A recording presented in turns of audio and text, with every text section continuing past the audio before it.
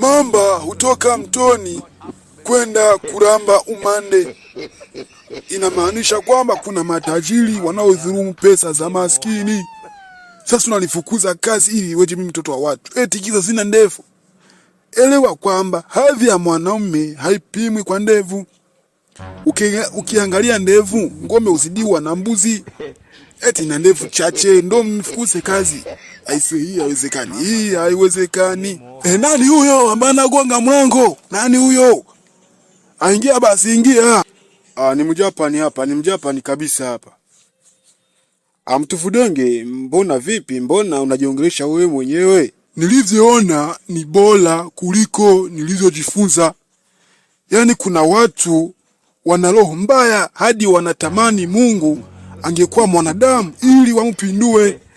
Imagine nimefukuzwa kazi eti mke wa bosi ananipenda. Yaani nimefukuzwa kazi kwa kosa ambalo halina maana yoyote. Eti mke wa bosi anataka mimi ndo nikafukuzwa kazi mazima. Mtufudenge, elewa hili kwanza. Hapa duniani sisi sote ni wenda wazimu. Kinachotofautisha ni viwango vya wenda wazimu. Kuna wenda wazimu furaha yao ni kuua watu kikatili, na kuna wenda wazimu ambao hawezi kuua kabisa, lakini furaha yao ni kuona maiti. Yaliyopita yamepita. Ndio maana nimekuja hapa, nimepata kazi, nimekutafutia kazi, na uzuri wa hiyo kazi unalipwa kabla kazi haujaanza. Ndio maana nimekuja kukuuliza kama upo tayari twende ili tufike mapema kabla hajatafuta wafanyakazi wengine. Je, uko tayari?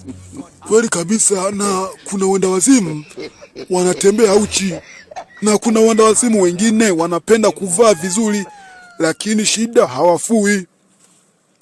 Mimi nimeona kabisa hiyo kazi naitaka. Siwezi kukataa kazi. Tunaweza kwenda sasa hivi. Na kingine, mwenda wazimu aliyesoma hutembea na madaftari, lakini mwenda wazimu asiyesoma hutembea na mawe. Kwa hiyo ni bora tutembee kutafuta kazi kuliko kukaa hapa ili tukipiga umbea. Na asiyejua ubaya wa mabeu ujiwekea mdomo wake kama mtu wa kulalia.